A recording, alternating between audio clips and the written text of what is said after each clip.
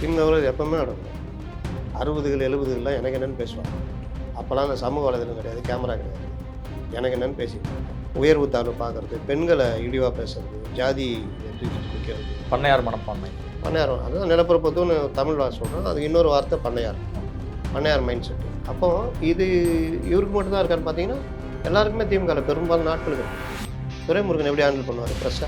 ஆனால் இவங்க சமூக நீதினு பேசிக்கிட்டே பஸ்ஸை வந்து இலவச பேருந்துன்றது ஒரு நல்ல திட்டம். நீங்கள் போயிட்டு ரெகுலராக போகிற வரவங்களுக்கு பெண்களுக்கு மாதம் ஒரு 1000 2000 மிச்சம் வர ஒரு திட்டம். அதை போய் ஓசி பஸ்ஸுன்னு முதல்ல சொல்லி மாட்டார். அப்போ அந்த மாதிரி இவர்கள் ஒவ்வொருத்தரும் பேசுகிறதுலாம் பார்த்தீங்கன்னா தலையில் அடிக்கிறது, அந்த மனுவை வாங்கி தலையில் அடிக்கிறது, இந்த மாதிரி பல விஷயங்கள் சொல்லலாம். சனாதனத்தை பற்றி உதயநிதி பேசுனது மாதிரி சைவம் வைணவம் பற்றி இவர் பேசுனது சிக்கலில் கொண்டு போய் விடும். அது தேர்தல் காலம் இந்த மாதிரி விஷயம் சிக்கலாகும் தான் உடனடி நடவடிக்கை. இதை வந்து இனி புகாருக்கு கொண்டு போகிறதுக்கு வாய்ப்பு இருக்குது. பாஜக இதை கையில் எடுத்தாங்கன்னா பல மாநிலங்களில் சைவம் வைணவத்தை பற்றி இப்படி பேசியிருக்காருன்னு இந்த விஷயத்தையும் புகாராக கொண்டு போகிறதுக்கு வாய்ப்பு இருக்குது. பொதுப்பணித்துறை வேணும்னு துரைமுருகனே தம்பி இதான் கடைசி தேர்தல் தம்பி அப்படின்னு சொல்லியும் நீர்வளத்துறை தான் கொடுத்தாங்க. அதனால் எல்லாம் இப்போ எல்லோரும் எப்படி கொண்டு வராங்கன்னா உங்கள் பசங்களை கொண்டு வந்துட்டீங்களா, எல்லாம் எம்பி ஆகிறாங்க தான் ஆகிறாங்க. அடுத்து சின்னவர் வரும்போது அவரோட துணை வர்ற மாதிரி அவங்கள கொண்டு வர்றதுக்கான ஏற்பாடு பண்ணுறோம் அப்படின்னு நகர்றாங்க. டிஎம் கிட்ட அது ஒரு பாசிட்டிவான விஷயம். இளைஞர் பட்டாலும் டக்குன்னு நகர்றது, அப்டேட் ஆகிறது. நீங்கள் சமூக வலைதளம் பார்த்தீங்கன்னா அவங்கள மாதிரி யூஸ் பண்ணுறது யாருமே கிடையாது. அதனால் இவங்க காற்று அடிக்கும் போது மாவு வைப்பாங்க, மழை பெய்யும் போது உப்பு வைப்பாங்க. அதில் ஒரு முடிவு தான். இப்போ என்டிஏ கூட்டணிக்குள்ளே போனால் ஒரு வாய்ப்பு இருக்குது. நல்ல சீட்டு வாங்கிட்டு நிற்கிறதுல ஓரளவுக்கு கணிசமான தொகுதி ஜெயிக்க வாய்ப்பு இருக்குது. ஏன்னா அது ஒரு ஸ்ட்ராங் கூட்டணியாக மாறிக்கிட்டு வருது. ஏன்னா இவங்க மேலே 5 வருஷத்துக்கான கோபம் இருக்குது, எல்லாமே இருக்குது. அவ்வளோ பெரிய கோபம் இருந்து 2021 அவங்க வந்து 39% ஓட்டு வாங்கலாம். அப்போ இன்றைக்கி இவங்களுக்கு எதிரான கோபம் மற்ற விஷயங்கள் விஜய் ஓட்டை பிரிக்கிறது, சிறுபான்மை ஓட்டெல்லாம் விஜய் பிரிக்கிறது வாய்ப்பு இருக்குது. இவர்கள்ட்ட இருக்கிற பட்டியலின மக்கள் வாக்குகளை விஜய் பிரிக்கிறது வாய்ப்பு இருக்குது. அப்போ இந்த மாதிரி நடக்கும்போது டிஎம்கேக்கு கூடுதல் நஷ்டம் வரும்.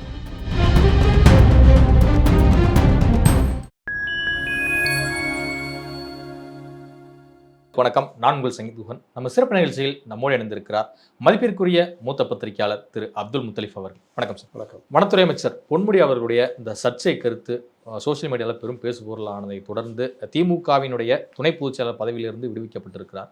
அந்த பதவிக்கு வந்து கொள்கை பரப்பு செயலாளரான திருச்சி சிவா அவர்கள் வந்து அப்பாயின்மெண்ட் பண்ணப்பட்டிருக்கிறார். திமுகவுக்குள் நடப்பது என்ன? திமுகவில் எப்பவுமே நடக்கும். 60கள் 70கள்லாம் எனக்கு என்னென்னு பேசுவாங்க. அப்போல்லாம் அந்த சமூக வலைதளம் கிடையாது, கேமரா கிடையாது. எனக்கு என்னென்னு பேசியிருந்தாங்க.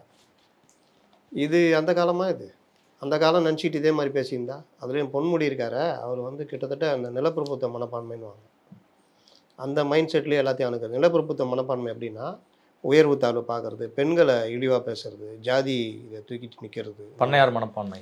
பண்ணையார் அதுதான் நிலப்பிரபுத்துவன்னு தமிழ் வார்த்தை சொல்கிறோம். அதுக்கு இன்னொரு வார்த்தை பண்ணையார், பண்ணையார் மைண்ட் செட்டு. அப்போ இது இவருக்கு மட்டும்தான் இருக்கான்னு பார்த்தீங்கன்னா எல்லாருக்குமே திமுகவில் பெரும்பாலும் நாட்களுக்கு இருக்கும்.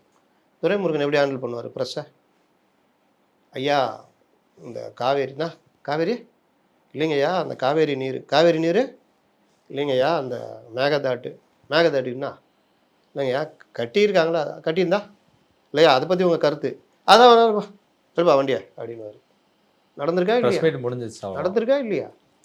அவன்னா அந்த இளைஞர் கேட்குற இளைஞர் வந்து ரோட்டில் போகிறோம்னா ஒரு நிறுவனத்துடைய ரெப்ரசன்டேட்டிவ், நீங்கள் வந்து ஒரு கட்சி தலைவர். மேகதாட்டு காவேரி பிரச்சனைன்னு கேட்கும் பொழுதே கேள்வியை நீங்கள் அவனை கேட்க விடணும். அதுக்கப்புறம் நீங்கள் பதில் இருந்தால் பதில் சொல்கிறோம். ஆனால் ஒவ்வொன்றுக்கும் ஒரு இன்ட்ரோ போட்டு அந்த இது காருக்குள்ளே உட்காந்து பேச எல்லாருமே இப்போ அது ஒரு இதாகிடுச்சு. அச்சு ஊடகம் இருக்கிற வரைக்கும் இந்த மரியாதை இருந்தது. ப்ரெஸ் மீட் வைப்பாங்க, கேள்வி கேட்பாங்க. இதெல்லாம் காட்சி ஊடகம் இதெல்லாம் மாறினோன்னு இந்த போட்டியில் காரில் ஏறினாலும் பரவாயில்லன்னு மைக்க போகிறதெல்லாம் நடந்துக்கிட்டு இருக்குது. பின்னாடி ஓடுறது, விட்டா வாயிலேயே மைக்க விட்ருவாங்க. இந்த வடிவேல் ஜோக்கெல்லாம் உண்மை தான். ரஜினி சொன்னார் மைக்கு கொள்கை என்னான்னு கேட்டான்னு. ரஜினி அந்த கார்லேருந்து வரும்போது மைக் போடுறாப்புல 2 பேர் போடுறாங்க. ஒருத்தர் மைக்கு உடைய அந்த முன்னாடி இருக்க பஞ்சு ரஜினி காருக்குள்ளே வந்துச்சு. அவர் வண்டி நின்றுட்டு அந்த மைக்கு இதை கொடுத்த உடனே அந்த கேப்பில் அவன் கொள்கை என்ன சார்னு கேட்குறான். அப்போவும் சிரிச்சுட்டே வணக்கம் சொல்லிட்டு போயிடுறாரு. ஆனால் அங்கே போயிட்டு கொள்கை என்னன்னு கேட்டாங்க, தலை சுற்றிச்சின்னு சொன்னது பெரிய மீமாச்சு. அதனால் இவங்க டிஎம்கேல என்ன பிரச்சனைனா இந்த மாதிரியே அணுகுமுறைகள், மேடையில் பேசுறது, இதெல்லாம் அதுலேயும் நம்ம இவர் பொன்முடி பார்த்தீங்கன்னா, நீங்கள் ஜெயலலிதாவை தான் நான் இதில் கம்பேர் பண்ணுவேன். இலவச திட்டங்கள்ன்றத விலையில்லான்னு மாற்றினாங்க. ஏன்னா அதை கூட ஒரு கேவலப்படுத்தக்கூடாது அப்படின்னு. ஆனால் இவங்க சமூக நீதின்னு பேசிக்கிட்டே பஸ்ஸை வந்து இலவச பேருந்துன்றது ஒரு நல்ல திட்டம். நீங்கள் போயிட்டு ரெகுலராக போகிற வரவங்களுக்கு பெண்களுக்கு மாதம் ஒரு 1000 ரூபா 2000 ரூபா மிச்சம் ஆகிற ஒரு திட்டம். அதை போய் ஓசி பஸ்ஸுன்னு முதல்ல சொல்லி மாட்டினார். அப்போ அந்த மாதிரி இவர்கள் ஒவ்வொருத்தரும் பேசுறதுலாம் பார்த்தீங்கன்னா தலையில் அடிக்கிறது, அந்த மனு வாங்கி தலையில் அடிக்கிறது, இந்த மாதிரி பல விஷயங்கள் சொல்லலாம். அது இப்படியே போய்கிட்டே இருக்குது. அவரும் கொஞ்சம் கொஞ்சமாக ஓரங்கட்டுப்பட்ட வந்துக்கிட்டே இருந்தார். அவர் பையனுக்கு எம்பி சீட்டு கொடுக்கல. அவருடைய மாவட்ட செயலாளர், அவர் மாவட்டத்திலே இன்னொரு மாவட்ட செயலாளர் போட்டிருக்காங்க. 4 தொகுதியை 2 பிரிச்சு அதில் விழுப்புரம் இவருது. அது இவர் எவ்வளோ பேசியே முடியாதுன்ட்டு இன்னொருத்தர் கொடுத்துருக்காங்க.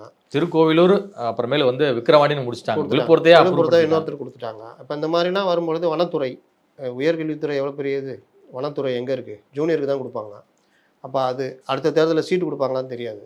அப்போ இந்த மாதிரிலாம் வரும்பொழுது அவரே ஒரு மேடையில் சொல்லியிருக்கிறாரு சில மாதங்களுக்கு முன்பு, அடுத்த தேர்தலில் எனக்கெல்லாம் சீட்டு கிடைக்குமா கிடைக்காதான்னு தெரியாது, யார் வேணாலும் உங்கள் எந்த இடத்துல இருந்தாருன்னா, அவர் ஜெயன்மலகன் ஸ்டாலின்னா ரொம்ப க்ளோஸ் ஃப்ரெண்டுங்க, திக் ஃப்ரெண்டுங்க. அப்படிப்பட்ட இடத்துல இருந்தவர். இன்றைக்கி அப்படி பேச்சு, இந்த பேச்சு வந்து நான் எப்படி பார்க்குறேன்னா, சனாதனத்தை பற்றி உதயநிதி பேசுனது மாதிரி சைவம் வைணவம் பற்றி இவர் பேசுனது சிக்கலில் கொண்டு போய் விடும். அது தேர்தல் காலம், இந்த மாதிரி விஷயம் சிக்கலாகும் தான் உடனடி நடவடிக்கை. இதை வந்து இனி புகாருக்கு கொண்டு போகிறதுக்கு வாய்ப்பு இருக்குது. இப்போ பாஜக இதை கையில் எடுத்தாங்கன்னா பல மாநிலங்களில் சைவ வைணவத்தை பற்றி இப்படி பேசியிருக்காருன்னு இந்த விஷயத்தையும் புகாராக கொண்டு போகிறதுக்கு வாய்ப்பு இருக்குது. அப்படி புகாராக கொண்டு போனால் அது இந்திய கூட்டணிக்கு பிரச்சனை ஆகும். அந்த கூட்டணி தலைவர் மட்டும் அவங்க கண்டிக்கிறதுக்கு வாய்ப்பு இருக்குது. நீங்கள் மதம் இந்த மாதிரி சென்சிட்டிவான விஷயங்களை நீங்கள் இந்த மாதிரிலாம் கம்பேர் பண்ணுறது பேசுறதுலாம் ஏதோ ஒரு ரூம்குள்ளே வச்சுக்கலாம். பொது மேடையில் போய் எப்படி நீங்கள் அதை அன்றைக்கி பேசுனதை போய் இன்றைக்கி எடுத்து சுட்டி காமிச்சு பேசுறது, இது வந்து சிக்கல். இந்த கேப்பில் தான் ஒருத்தர் போய் தலைவரை நீ வேறு அந்த மாதிரி பேசி வச்சுக்கிற, மாற்றுத்திறனாளிகளை கண்டபடி பேசி வச்சுக்கிற, எந்த கட்சி விதவை அப்படின்றத கைம்பெண் அப்படின்னு மாற்றி அதில் பொட்டு இல்லை, கைம்பெண்ணுக்கு 1க்கு 2 பொட்டு இருக்குது, திருநங்கைகள் அப்படின்னு திருநங்கைகள்னு கொடுத்த கலைஞர். இன்றைக்கும் திருநங்கைகள் சமூகம் வந்து கலைஞரையும் கனிமொழியும் மறக்காது. ஏன்னா ஒரு குறிப்பிட்ட ஒரு மரியாதை கொடுத்த ஒரு இது. அப்படிப்பட்ட ஒரு கலைஞருடைய தலைமை கீழே வந்த கட்சியில் இந்த மாதிரி வார்த்தைகள்லாம் தவிர்க்கணும்ல. மாற்றுத்திறனாளிகள் நம்ம நாகரிக சமூகத்தில் எவ்வளோ கற்பழிப்புன்ற வார்த்தை பயன்படுத்த மாட்டோம். பாலியல் பலாத்காரம், பாலியல் வன்கொடுமை, ஒரு குறிப்பிட்ட பத்திரிகை மட்டும் அந்த வார்த்தையை திருப்பி பயன்படுத்தினே இருக்காங்க. அவங்கள விட்டுருங்க. ஆனால் பெரும்பாலும் நாகரிக சமூகத்தில் பத்திரிகையாளர் பயன்படுத்த மாட்டாங்க. அதே மாதிரி மாற்றுத்திறனாளிகள், செவி மாற்றுத்திறனாளி, பார்வை மாற்றுத்திறனாளி, இது நீ வந்துட்டு அந்த வார்த்தையை பேசினா தலைவர் அடுத்து உனக்கு தான் ஐயோ அப்படின்னு அவரே ஒரு அறிக்கை விட்டார். நான் வருத்தம் தெரிவிக்கிறேன் அப்படிலாம் துரைமுருகன் தெரிவிக்கலன்னா 86 வயசு ஒரு சீனியர். ஆனா அவரே வந்து இன்னும் நிலைமை திமுகவுடைய அந்த கொள்கையில வந்து உள்வாங்காம இருக்கார். நிலைமை அதுதான் சொல்றேன். பண்ணையார் மனப்பான்மை இப்படி பேசுறது. இப்போ அடுத்த வீடியோ வந்துதான்னா ஐயோ சிக்கல்ன்ட்டு தேர்தல் காலம் வேற, இன்னும் டக்குன்னு நம்மளையும் சேர்த்து ஏற்கனவே அடிச்சுனே இருக்கிறாங்க சீனியர்களில். நேரு இங்கே இவர் என்னென்ன சீனியர் இருக்காங்களோ எல்லாரும் அந்த தேர்தல் வர நேரத்தில் பாருங்கள் சீனியர் ஜூனியர் எப்படி முட்டுதுன்னு. கைப்பிடித்து வழிநடத்தி விலகி செல்லுங்கள்னு பேசினார்ல யாரு, சின்னவர். அதெல்லாம் மீடியாஸ் பெருசாக எடுக்கல. ரஜினி என்ன சொல்றீங்க, சீனியர்கள் அந்த இடத்த விட்டே நகர மாட்டேன்றாங்க அப்படிலாம் ரஜினி சொல்லல. ரஜினி ஒரு கௌரவமாக பேசினார். அதை வந்து இவர் அடுத்து ஒரு விழாவில் இவர் உதயநிதி அப்படி பேசினார். ஆனால் ரஜினி கௌரவப்படுத்தி ஸ்டாலினை கௌரவப்படுத்தி பேசினதை கொண்டு போய் அந்த கூட்டத்திலே இருந்த துரைமுருகன்ட்டு அவர் ஏதோ லண்டனில் இருந்து அப்போ தான் வர மாதிரி இந்த மாதிரி ரஜினி பேசுகிறாங்க என்ன நினைக்கிறீங்கன்னா அவர் வாயை விட்டார். ரஜினிகிட்ட போய் அதை கொண்டு போய் அவர் இப்படி சொல்கிறார் என்ன சொல்கிறேன்னு கேட்குறது. அவர் முடிச்சு விட்டார் ரஜினி. நான் அதெல்லாம் இல்லை, நான் ஃப்ரெண்ட்லியாக தான் பார்க்குறேன் அப்படின்னு போயிட்டார். அதோட அந்த பிரச்சனை முடிஞ்சது. அதனால் இவங்க வார்த்தைகள்ன்றது வந்து எப்போவுமே இருக்கும். இது சமூக வலைதள காலம் பார்த்து பேசணும். இல்லாட்டி நீங்கள் சின்னதாக பேசினா கூட அதை கட் பண்ணி மாற்றி போகிறதுலாம் இருக்குது. அப்போ நீங்கள் தலையை கொடுக்குற மாதிரி பேசுனீங்கன்னா இன்றைக்கி தேர்தல் நேரம் இதுன்றதுனால கொஞ்சம் பயந்து இறங்குறாங்க. பிரியாணி கடைக்கு போனார் தெரியுமா ஸ்டாலின், அவருதா 2019க்கு முன்னாடி நினைக்கிறேன் பாக்ஸிங் அந்த மாதிரிலாம் நடக்கும். காலம் மாறிட்டு வருது. தேர்தல் நெருங்க ரொம்ப நல்லவங்களாயிடுவாங்க. இப்போ தொடர்ந்து சர்ச்சையில் சிக்கக்கூடிய அமைச்சராக வந்து பொன்முடி வந்து இருக்கிறார். ஏற்கனவே இந்த இடி விஷயத்துலலாம் வந்து கோர்ட்லேயே சுத்துக்குப்பி போடக்கெல்லாம் தண்டனையெல்லாம் வந்து வாங்கியிருந்தார். இடி கேஸ் ஒரு பக்கம் போயிட்டுருக்கு, பல்வேறு சர்ச்சைகள்லாம் மாற்றுறாரு.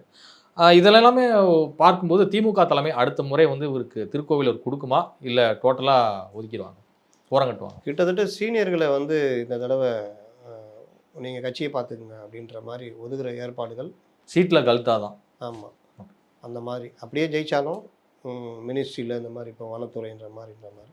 அதனால் அவரே போன தடவை பொதுப்பணித்துறை வேணும்னு துரைமுருகனே தம்பி இதுதான் கடைசி தேர்தல் தம்பி அப்படி இப்படின்னு சொல்லியும் நீர்வளத்துறை தான் கொடுத்தாங்க.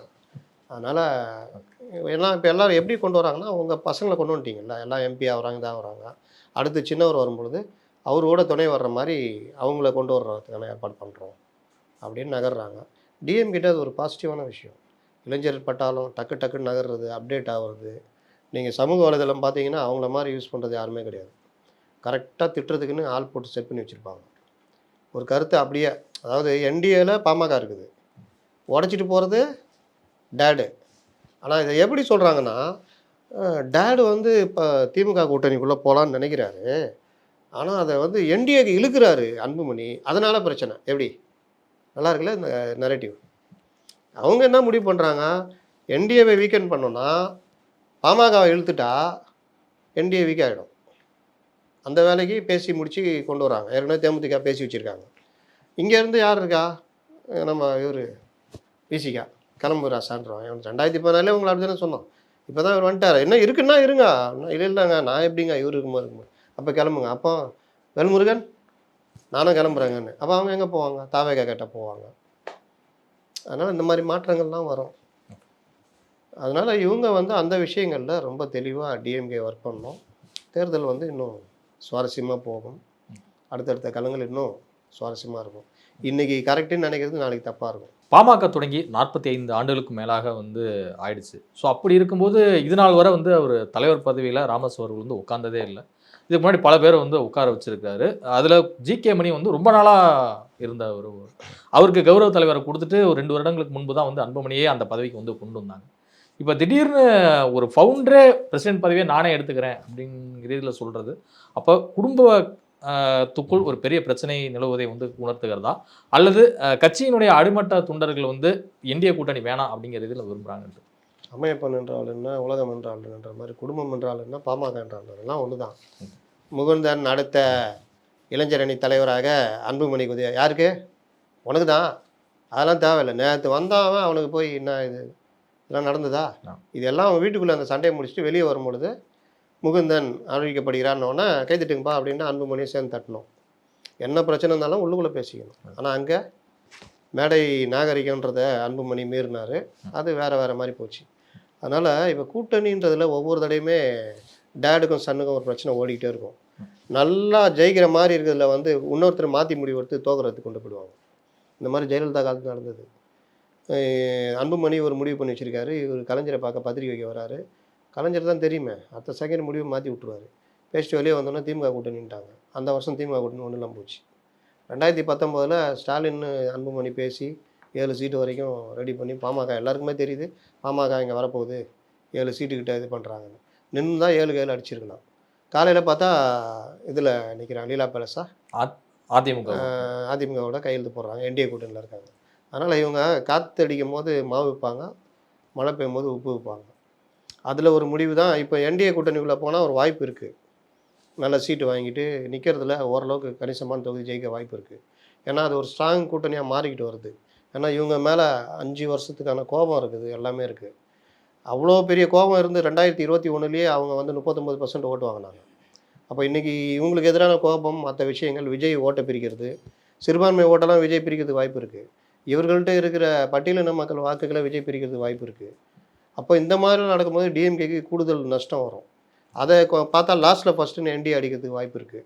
அப்போ அந்த நேரத்தில் பாமக அங்கே இருந்ததுன்னா நல்ல லாபம். இப்போ வந்து என்ன பண்ணுறாங்க, இங்கே போகலாம் திமுக கூட்டணிக்கு. அப்போ அந்த முடிவெடுத்த என்ன ஆகும், 2006 தான் ஆகும் நான் நினைக்கிறேன். ஏன்னா விஜய் ஒரு பெரிய இதை பிரிப்பார், சீமான் பிரிப்பார். இவங்க 2 பேருக்கும் ஆளுக்கு 60 90ன்னு கிடச்சிதுன்னா 2006 மாதிரி ஆகும். 2006 ஒரு பெரிய கலைஞர் இருந்தார், யாருக்கும் கூட்டணியில் இடம் கொடுக்காமையே அப்படியே தள்ளிட்டு போயிட்டு 5 வருஷம் ஓட்டினார். இன்றைக்கி அதெல்லாம் இருக்காது, சொல்ல முடியாது. பாஜக கூட்டணியில் கூட ஆட்சி தமிழகத்தில் அமைகிறதுக்கு வாய்ப்பு இருக்குது. சொல்ல முடியாது, விஜய் கூட இந்த கூட்டணிக்குள்ளே வரலாம், இல்லை அந்த கூட்டணிக்குள்ளே போகலாம், எதுவும் நடக்கலாம். இதுவரை உங்கள் பல்வேறு கருத்து கொண்டு பண்ணி நன்றி சார். நன்றி.